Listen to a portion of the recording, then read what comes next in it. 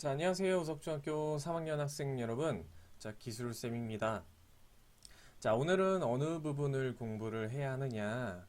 교과서에 보시면 페이지 194페이지부터 페이지 194페이지부터 197페이지까지 볼 거예요. 자, 지금 책을 한번 펴주시기 바랍니다. 자, 폈나요? 선생님, 근데 저번 시간에는 152페이지 수송기술 신재생 에너지를 했는데 왜 갑자기 다시 뒤로 몇십 장을 넘어가서 194페이지를 하냐면 사실 수송기술이나 정보통신기술이나 앞에 부분은 여러분들이 등교를 해서 같이 보는 게 훨씬 더 좋을 것 같아요. 왜냐하면 단원의 초입 부위이기 때문에 같이 하는 게 좋을 것 같고 194페이지를 시작한 이유는 여러분들한테 조금이라도 재미있고 재미없을 수도 있죠. 익숙한 부분이기 때문에 여러분들이 충분히 이해할 수 있을 거라고 생각을 해서 파트를 조금 골라가지고 선생님이 설명을 하는 겁니다. 그러니까 잘 들어주셨으면 좋겠어요. 자, 그러면은 한번 시작을 해볼게요. 페이지 194페이지는 모두 폈죠. 자, 이쪽 단어는 뭐냐면은 정보통신 기술에서 미디어와 이동통신의 활용이에요. 그 중에 첫 번째는 소셜 네트워킹, 책 보는 거예요. 소셜 네트워킹 서비스라고 되어 있네요. 옆에는 SNS. 자, 뭐의 약자냐? 소셜 네트워킹 서비스의 약자가 되는 겁니다. 소셜 네트워킹 서비스. 자, 뜻은 뭐냐면 책에 있는 내용을 살짝 요약을 했는데 인터넷상에서 다양한 활동을 하는 사용자 간의 관계망이라고 하죠. 교과서를 읽어보면 인터넷상에서 공통의 관심사를 가진 사용자 간의 관계망을 구축해주고 축적된 관계를 통해 인맥관리, 정보 공유 등 다양한 활동을 할 수 있도록 지원하는 쌍방향 온라인 서비스이다 라고 했죠. 사회관계망, 사회관계 서비스라고도 하죠. SNS. 오히려 SNS는 쌤보다 여러분들이 훨씬 더 익숙할 거예요. 쌤은 사실 카톡밖에 안 하거든요. 카톡밖에 안 하는데 다양한 SNS의 종류들이 있죠. 카톡뿐만 아니라 이거는 아마 카카오 스토리, 그 다음에 이건 페이스북, 트위터, 얘하고 얘는 밴드일 거예요. 그리고 얘하고 얘는 유튜브, 얘는 인스타그램, 그 다음에 얘는 네이버 블로그. 자, 이렇게 다양한 SNS들이 있는데 이런 SNS의 종류들을 여러분들은 이미 다양하게 활용을 하고 있죠. 이런 걸 소셜 네트워킹 서비스라고 합니다. SNS는 어떤 순기능이 있느냐? 순기능이라고 하면은 장점이에요. SNS를 활용을 하면서 어떤 장점들이 있는지 한번 영상을 통해서 보도록 하겠습니다. 지구촌을 아우를 정도로 SNS의 영향력이 커지면서 그 순기능과 역기능이 여실히 드러나고 있습니다. 먼저 SNS가 가져다준 이점을 신경훈 기자가 보도합니다. 임신한 아내를 위해 크림빵을 사오던 남편이 뺑소니 사고로 숨진 크림빵 아빠 사건. 사건의 유일한 단서였던 CCTV 영상입니다. 야간인데다 CCTV 영상의 화질도 좋지 않아 경찰의 수사는 난항을 겪었습니다. 하지만 SNS를 통해 안타까운 사연이 널리 알려지며 수사는 급물살을 탔습니다. 누리꾼들이 자체적으로 동영상을 분석해 가해 차량에 대한 전문적인 해설까지 내놓으며 범인을 끝까지 추적해 검거할 수 있는 여론을 조성하는 데 중요한 역할을 한 겁니다. 정말 감사하다는 말씀밖에 드릴 말씀이 없고요. 정말 한 분 한 분 찾아뵙고 인사드리고 싶은 마음입니다. SNS는 독재 정권을 무너뜨린 민주화 시위의 도화선이 되기도 했습니다. 노점 단속 공무원의 횡포를 고발하며 분신한 튀니지 청년의 죽음. 이 사건은 페이스북과 트위터를 타고 알려져 강압 통치에 익숙했던 아랍 세계에 민주화의 봄을 불렀습니다. SNS의 영향력은 튀니지의 23년간 이어진 독재 체제를 무너뜨렸고 이집트와 리비아, 예멘의 정권을 바꿨습니다. 전 세계를 실시간으로 연결하는 SNS는 한류 문화 확산에도 기여하고 있습니다. 전 세계 인구 7명 중 1명이 본 뮤직비디오 강남스타일. 독특하고 재미있는 콘텐츠는 SNS 덕분에 날개 단 듯 전 세계로 퍼져나갔습니다. 세계 유명 배우와 가수들이 SNS를 통해 강남스타일을 소개했고 그들의 팬들이 다시 각종 패러디 영상을 재생산해낸 덕분에 SNS는 K-팝을 알리는 최고의 홍보 수단이 됐습니다. 강남 스타일은 한국인도 세계적인 스타가 될 수 있다. 한국 가요도 세계적인 히트곡이 될 수 있다는 가능성을 보여줬죠. 그리고 K-팝이 아이돌만 있는 것이 아니다. 보다 다양한 가수들이 있다. 그래서 전 세계 음악계에 한국 가요계의 위상을 어떤 제고하는 그런 계기가 됐고 SNS 디지털 시대의 위력을 자, 이 뉴스에서 나온 게 바로 SNS의 대표적인 순기능이죠. 그러니까 하나로 요약을 하자면은 빠른 정보 공유가 가능하다가 SNS의 순기능 사례가 되겠어요. 다른 사례도 엄청나게 많은데 정리를 하고 싶은데 나중에 학습지로 한번 정리를 하도록 하겠습니다. 자, 그리고 SNS의 역기능 사례 중에 제일 대표적인 게 바로 악플일 거예요. 여러분들은 악플 달지 맙시다. 자, 악플에 대한 공익광고 영상인데 짧은 영상이니까 한번 보고 지나가도록 할게요. 영상은 다양한 영상들이 많았는데 제일 순한 맛으로 한번 준비를 해봤습니다.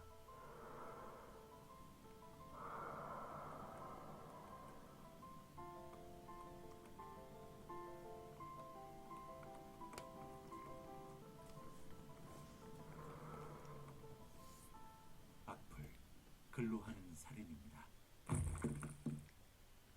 자, 짧은 영상이지만 다소 충격적이죠. 그쵸? 20초밖에 안 되는데 좀 충격적인 영상인데 대표적인 사례 악플. 여러분들은 악플 절대 달지 맙시다. 자, 넘어가겠습니다. 자, 교과서를 한번 볼게요. 교과서에 2번에 보면은 전자상거래와 모바일 뱅킹이라고 있어요. 책을 한번 읽어볼게요. 오늘날에는 인터넷 등 전자적인 정보통신을 이용하여 상품을 구입하고 대금을 지급하는 전자상거래가 널리 이용되고 있다. 또 스마트폰과 같은 이동통신 단말기의 인터넷 접속 기능을 이용하여 입출금 등 은행 서비스를 이용하기도 하는데 이를 모바일 뱅킹이라고 한다. 자, 모바일 뱅킹은 스마트폰과 같은 이동통신 단말기의 인터넷을 이용하여 은행 서비스를 이용하는 것을 모바일 뱅킹이라고 하죠. 여러분들도 하는 학생들도 꽤 있을 거예요. 쌤은 한 대학생 때까지만 해도 카드를 들고 다녔는데 요즘에는 삼성페이를 해가지고 카드를 아예 안 들고 다니거든요. 쌤은 토스 왼쪽에 보면 대표적인 모바일 뱅킹이 여기 토스 있죠. 토스하고 카카오 프렌즈 이런 거를 모바일 뱅킹이라고 합니다. 토스 정말 편리해요. 툭툭툭툭 몇 번 클릭만 하면은 송금도 되고 그 다음에 다른 친구들한테 돈도 받을 수 있고 되게 편리하고요. 카카오뱅크 같은 경우에도 지문 인식으로 하는데 지문 인식으로 하면 되게 편리하고 이거 버스 카드도 되는 걸로 알고 있어요. 쌤도 카카오뱅크 카드를 하나 발급을 받았는데 귀여워서 받았어요. 그래서 이 카카오뱅크 가입자가 6개월 만에 가입자 500만 명을 돌파를 했는데 사람들한테 물어봤어요. 왜 카카오뱅크를 가입을 했느냐 그리고 체크카드 발급을 했느냐 물어봤더니 대부분의 사람들이 그냥 귀여워서 받았다는 이야기도 있습니다. 이런 거를 모바일 뱅킹 그리고 전자상거래라고 합니다. 전자상거래는 여러분들이 많이 하진 않고 부모님들은 많이 할 텐데 모바일 뱅킹은 이런 카카오뱅크 같은 것들은 여러분들한테도 좀 익숙한 것 중에 하나일 것 같아요. 자, 넘어갈게요. 자, 195페이지를 보면은 클라우드 컴퓨팅이라고 되어 있는데 자, 클라우드 컴퓨팅이라고 하는 건 뭐냐?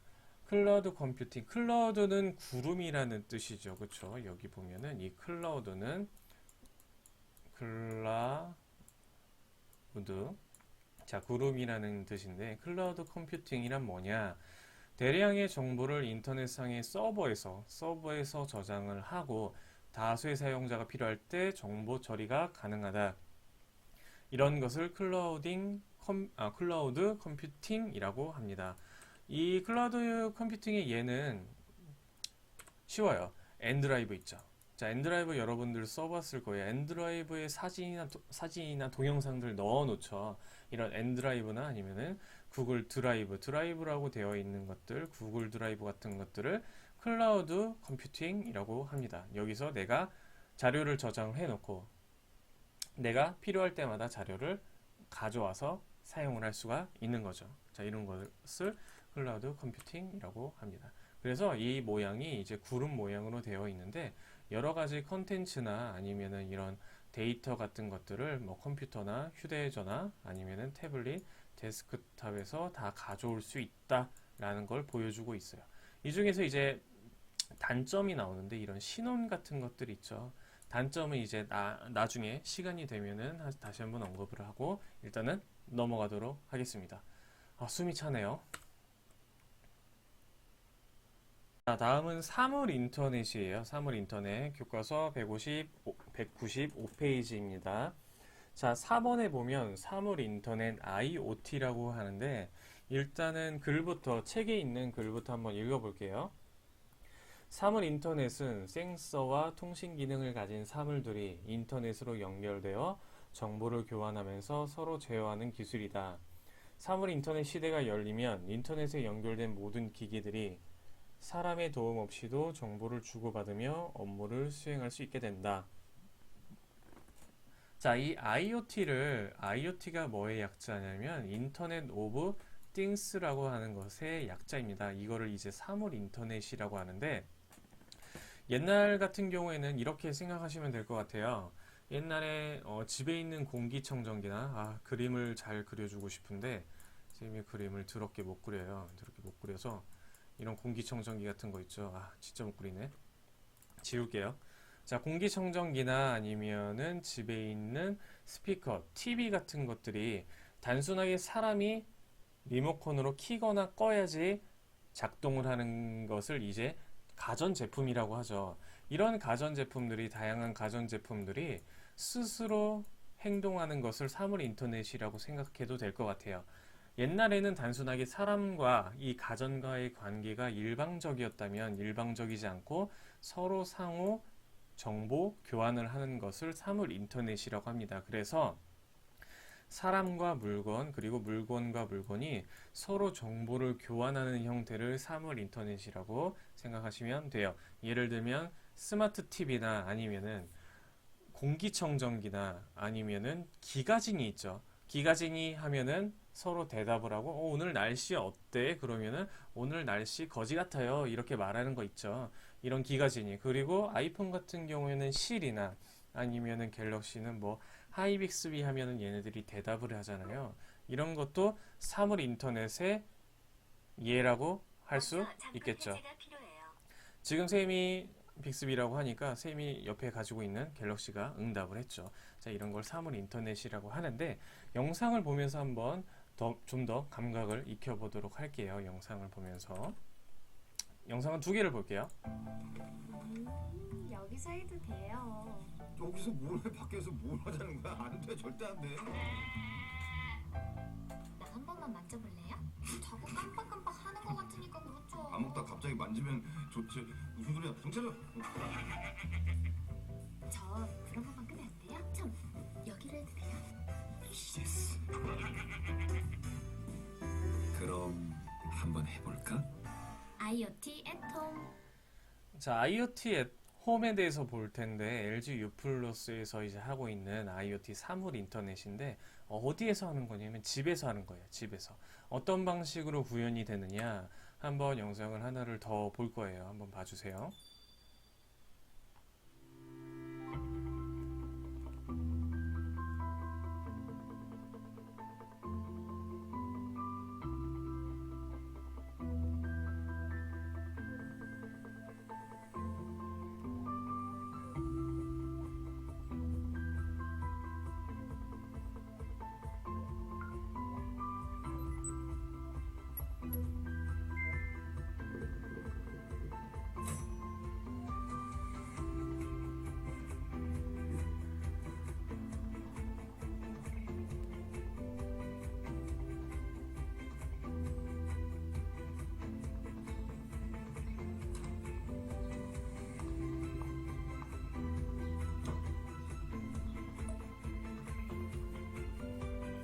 외출 모드.